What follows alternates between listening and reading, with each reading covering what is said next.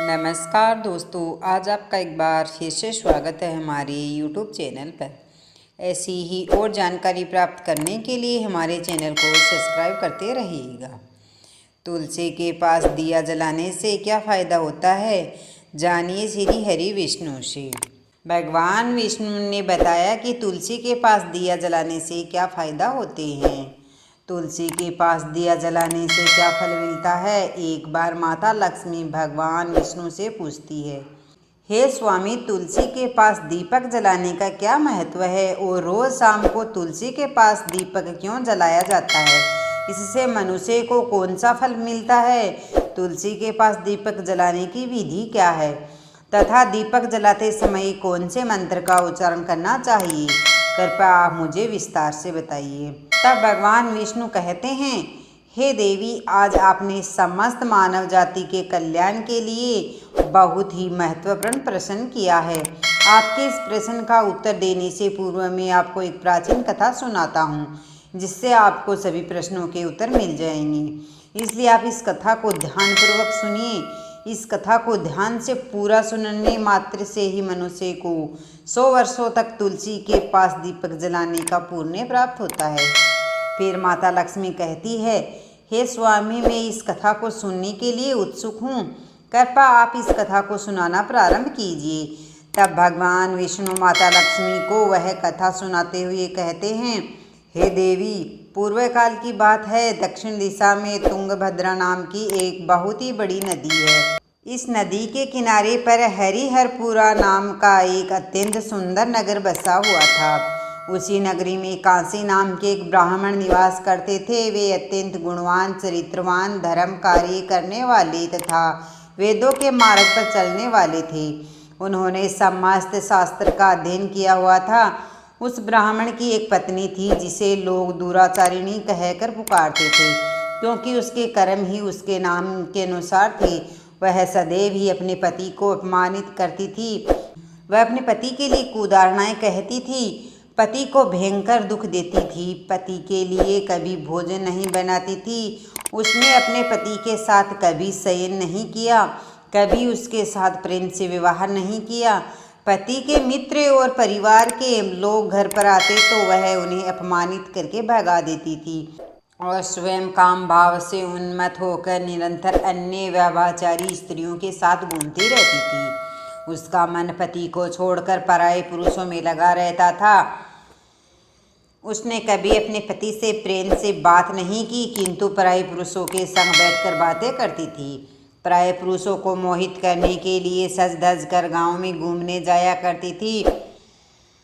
कभी वह वन में किसी वृक्ष के नीचे खड़ी रहकर सुंदर पुरुषों की राह देखने लगती और किसी दुष्ट पुरुष को मोहित करके उसके संग भोग विलास करती थी। फिर एक दिन वह दुराचारिणी वन में जाकर एक वृक्ष के नीचे खड़ी हो गई। उसका चित्त काम से भरा हुआ था। वह किसी सुंदर कामी पुरुष की राह देख रही थी, किंतु बहुत समय निकलने के बाद भी उस स्थान पर कोई पुरुष नहीं आया। इसलिए वह अत्यंत दुखी हो गई और प्रियतम की खोज में इधर उधर देखने लगी। उस दिन उसका सारा परिश्रम व्यर्थ हो गया। वहाँ पर खड़ी होकर वह नए नए प्रकार की बातें कहकर विलाप करने लगी, हाय हाय, आज तो इस मार्ग से कोई भी सुंदर पुरुष नहीं आया। तब मैं कैसे अपने काम वासना को शांत करूं? आज की रात कैसे बीतेगी? वह जोर जोर से विलाप करने लगी। उस जंगल में एक भयानक बाघ निवास करता था। उस पापीनी स्त्री की आवाज़ सुनकर वह जाग गया और उछलकर उस स्त्री का भक्षण करने के लिए उसके पास आ गया।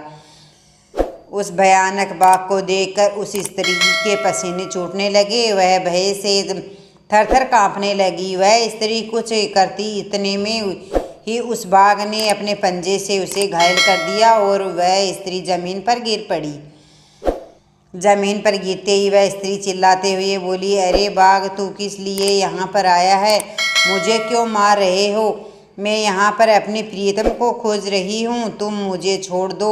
मेरा भक्षण करके तुझे क्या मिलेगा? उस स्त्री की यह बात सुनकर वह भयानक बाघ क्षण भर के लिए रुक गया और हंसते हुए बोलने लगा, हे दुष्टा, आज विधाता ने तुझे मेरा ग्रास नियुक्त किया है। तुझ जैसी पापीनी स्त्रियों का भक्षण करना ही मेरा काम है, तभी तुझे इस शरीर से मुक्ति मिलेगी। वह स्त्री कहने लगी, हे बाघ तुम कौन हो? मुझे सच सच बताओ, तुम्हें किस कारण से बाघ की योनि में जन्म लेना पड़ा और तुम मुझ जैसी स्त्रियों का भक्षण क्यों करते हो?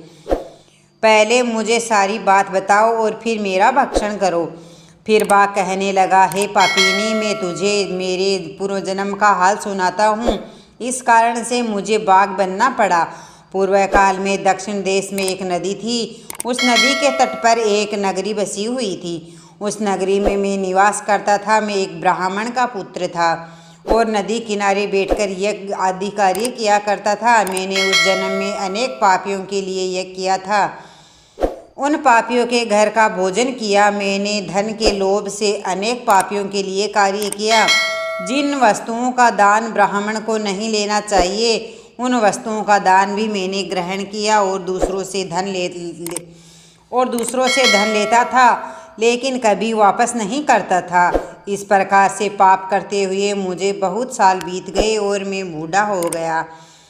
मेरे बाल सफ़ेद हो गए, आंखें झुक गई, मुँह के सारे दांत गिर गए, लेकिन फिर भी मेरी दान लेने की आदत नहीं छूटी और मैं पाप करता गया। फिर एक दिन मैं धन के लोभ से नदी किनारे गया और अन्य धूर्त ब्राह्मण के साथ मिल हमने लोगों को ठगा। झूठ मंत्र वचन बोलकर हमने बिना विधि विधान से ही देवी देवताओं का पूजन किया और बहुत सारा धन दान में ले लिया। फिर उसी स्थान पर एक बीमार कुत्ते ने मेरे पैर में काट लिया और मैं मूर्छित होकर गिर गया। उसी क्षण मेरे प्राण चले गए। फिर यम के दूत उस स्थान पर प्रकट हुए और मुझे पकड़कर यमपुरी ले गए। वहाँ पर यमराज ने चित्रगुप्त से मेरे कर्मों का लेखा जोखा निकालने के लिए कहा। फिर चित्रगुप्त कहने लगे, हे धर्मराज, इस ब्राह्मण ने घोर पाप किए हैं। इसने दूसरों से झूठ कहकर धन लूटा है, विधि विधान से पूजा न करके झूठ मंत्र बोलकर भगवान का अपमान किया है। इसलिए यह पापी ब्राह्मण केवल नरक जाने के लिए ही योग्य है। फिर यमराज ने अपने दूतों को आदेश देकर मुझे नरक की अग्नि में डाल दिया। अनेक वर्षों तक नरक की सजा भोगने के बाद मुझे बाघ का शरीर प्राप्त हुआ और मैं इस दुर्गम वनवास में निवास करने लगा। मैं अपने पूर्व जन्म के पापों को याद करके कभी महात्मा साधु पुरुष सती स्त्रियों का भक्षण नहीं करता हूँ। मैं केवल पापी दुराचारी और उल्टा स्त्रियों का ही भक्षण करता हूँ ताकि मुझे पाप से मुक्ति मिल जाए। इस प्रकार से उस बाघ ने अपने पूर्व जन्म का वृतांत सुना दिया और उस स्त्री से कहने लगा, हे पापिनी, तेरे आचरण से तू उल्टा दिखाई पड़ रही है। अपने पति को छोड़कर तू इस वन में अन्य पुरुषों के साथ भोग विलास करने के लिए आई है, इसलिए आज तू मेरा ग्रास अवश्य बनेगी। इतना कहकर उस बाघ ने अपने तीक्ष्ण नाखून से उस पापी स्त्री के टुकड़े टुकड़े करके उसे खा लिया। फिर उस स्थान पर यम के दूत प्रकट हुए और उस पापिनी स्त्री को उठाकर यमपुरी ले गए। वहां पर उसे यमराज के सामने खड़ा किया। हे धर्मराज, यह स्त्री तो अत्यंत ही पापिनी है। इसने घोर पाप किए हैं। इसने व्यभिचारी किया है। इसने अपने पति की कभी सेवा नहीं की। अपने पति को भूलकर पराये पुरुषों के संग भोग विलास किया करती थी। उसके पाप को सुनकर यमराज ने उस स्त्री को अग्नि से भरे हुए कुंडों में डालने का आदेश दिया। अनेक वर्षों तक उसे उस कुंड में पकाया गया। फिर उसे निकालकर दूसरे नरक में डाल दिया गया। इस प्रकार से उसे अनेक वर्षों तक अलग अलग नरकों में डालने के लिए बाद में वह पापिनी स्त्री पुनः पृथ्वी लोक पर चांडाल के रूप में उत्पन्न हुई। चांडाल के घर में जन्म लेकर वह फिर से अनेक पाप करने लगी, व्यभिचारी करने लगी और अनेक पापी पुरुषों के संग विहार करने लगी। कुछ समय बाद पूर्व जन्म के पापों के कारण उसे कोढ़ का रोग हो गया। वह भयानक पीड़ा सहने लगी। उसका अंग अंग जलने लगा और उसकी आंखों में पीड़ा होने लगी। इस दुख को सहन करते हुए वह दिन बिताने लगी।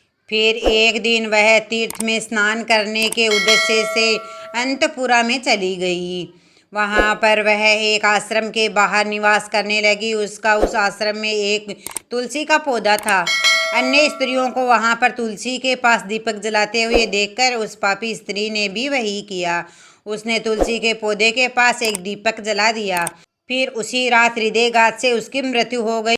और यमराज के दूत उसे ले जाने के लिए वहां प्रकट हुए। जैसे ही यम के दूत उस पापी स्त्री को बंधन में बांधकर ले जाने लगे, तभी भगवान विष्णु के 2 पार्षद उस स्थान पर प्रकट हुए और उन्होंने उन्हें रोक लिया। उन्होंने कहा, हे दूतों, इस स्त्री को तुम छोड़ दो, यह स्त्री नरक जाने के योग्य नहीं है। किसके आदेश से ऐसा अधर्म कर रहे हो? यम के दूत कहने लगे, हे पार्षदों, हम यमराज के आदेशों से इस पापी स्त्री को उठा लेकर जा रहे हैं, किंतु आप हमें किस प्रकार से रोक रहे हैं? यह स्त्री अत्यंत पापी है, इसे नरक में जाने के लिए आज्ञा मिली है। तब पार्षद कहने लगे, हे दूतों, यह स्त्री तो विष्णु भक्त है, यह नरक जाने योग्य नहीं है। इसने शाम को तुलसी के पास दीपक जलाया है, इसी कारण से इसके समस्त पाप नष्ट हो गए, इसलिए अब यह नरक जाने योग्य नहीं है। यह स्वर्ग जाने की अधिकारी बन चुकी है। पार्षदों की बात सुनकर यमदूतों ने उस स्त्री को उस स्थान पर छोड़ दिया और यमलोक लौट गए। वहां जाकर उन्होंने यमराज को सारा विवरण सुनाया। फिर भगवान विष्णु के पार्षद उस स्त्री को दिव्य विमान में बिठाकर स्वर्गलोक ले गए। भगवान विष्णु कहते हैं, हे देवी, इस प्रकार से तुलसी के पास केवल दीपक जलाने मात्र से ही मनुष्य के सभी पाप नष्ट हो जाते हैं। जो स्त्री नित्य शाम को तुलसी के पास दीपक जलाती है, वह सौभाग्यशाली बनती है। उसके पूर्व जन्मों से सभी पाप नष्ट हो जाते हैं, उसे सुख समृद्धि की प्राप्ति होती है। रोज तुलसी के पास दीपक जलाते समय इस मंत्र का उच्चारण करना चाहिए। ओम तुलसी देवे च विगहे विष्णु प्रिया च धीमहि तनो वृद्धा प्रचोदयात्। इसका अर्थ होता है, विष्णु प्रिय तुलसी, मैं आपको नमन करती हूँ, आप मुझे उच्च बुद्धि दे। हे वृद्धा, आप मेरे मन को रोशन करें। भगवान विष्णु कहते हैं, हे देवी, हजारों अमृत के घोड़ों से नहलाने पर भी श्री हरि विष्णु को उतनी तृप्ति नहीं होती जितनी वे मनुष्य के द्वारा तुलसी का एक पत्ता चढ़ाने से प्राप्त करते हैं। 10,000 गुना दान से मानव जो फल प्राप्त करता है, वही फल तुलसी पत्र के दान से पा लेता है। जो मृत्यु के समय अपने मुख में तुलसी पत्र का जल पा जाता है, वह संपूर्ण पापों से मुक्त होकर भगवान श्री हरि विष्णु के धाम जाता है। हिंदू धर्म में तुलसी के पौधे का महत्व सबसे अधिक है। इसकी सबसे पहले पूजा भगवान विष्णु की थी। भगवान विष्णु कहते हैं, जिस प्रकार से देवी लक्ष्मी से वैकुंठ को ऐश्वर्य प्राप्त, उसी प्रकार से वैकुंठ में तुलसी के कारण ही पवित्रता प्राप्त है। पृथ्वी लोक पर जिस स्थान पर भी तुलसी का पौधा होता है, उस स्थान पर कभी बुराई का वास नहीं होता। ऐसा स्थान सबसे अधिक पवित्र होता है। इसी कारण से हमें हमारे घर में तुलसी का पौधा अवश्य ही लगाना चाहिए। इस प्रकार से भगवान विष्णु ने तुलसी के पास दीपक जलाने का महत्व बताया। दोस्तों, अगर वीडियो अच्छा लगा हो तो वीडियो को लाइक, शेयर और सब्सक्राइब जरूर कीजिएगा। अंत में बोले, जय श्री हरि विष्णु।